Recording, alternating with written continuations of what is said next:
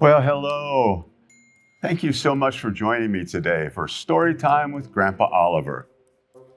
Today's story was written by a man named the Reverend Wilbert Audrey.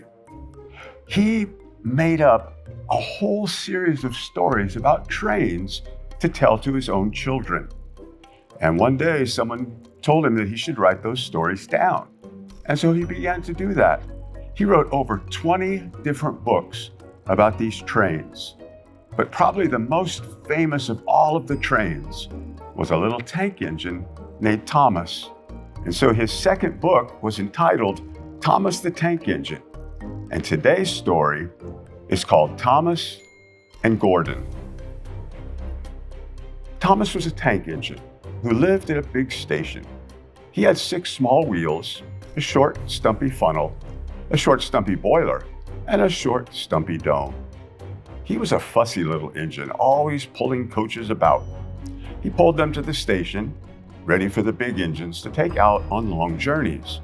And when trains came in and the people had got out, he would pull the empty coaches away so that the big engines could go and rest.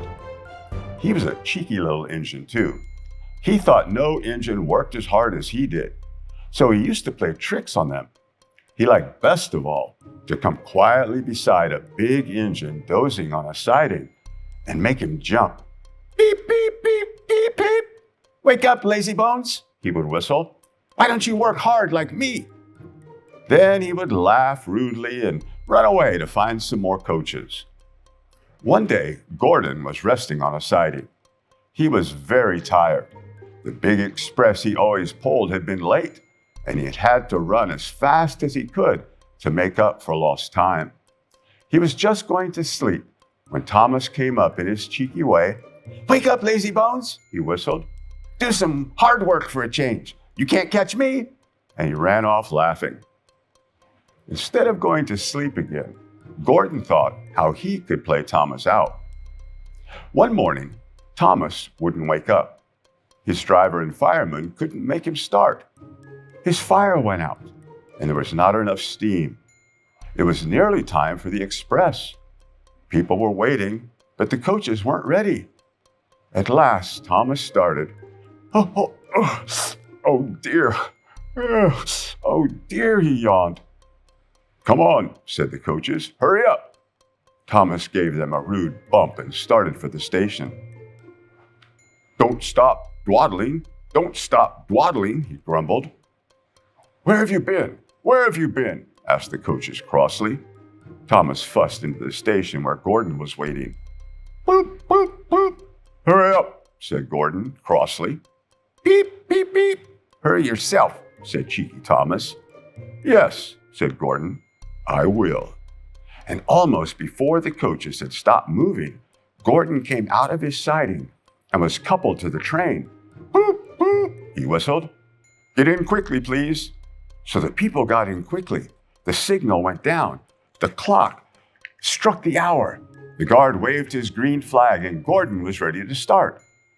Thomas usually pushed behind the big trains to help them start, but he was always uncoupled first, so that when the train was running nicely, he could stop and go back. This time, he was late, and Gordon started so quickly that he forgot to uncouple Thomas. Whoop, whoop, said Gordon. Beep, beep, beep, whistled Thomas. Come on, puffed Gordon to the coaches. Pull harder, puffed Thomas to Gordon. The heavy train slowly began to move out of the station. The train went faster and faster. Too fast for Thomas. He wanted to stop, but he couldn't. Beep, beep, stop, he whistled. Hurry, laughed Gordon in front. You can't get away, laughed the coaches. Poor Thomas was going faster than he had ever gone before. He was out of breath, and his wheels hurt him, but he had to go on. I shall never be the same again, he thought sadly. My wheels will be quite worn out. At last, they stopped at a station. Everyone laughed to see Thomas puffing and panting behind. They uncoupled him, put him onto a turntable, and then he ran on a siding out of the way. "Well, little Thomas," chuckled Gordon as he passed, "now you know what hard work means, don't you?" Poor Thomas couldn't answer. He had no breath. He just puffed slowly away to rest and had a long, long drink.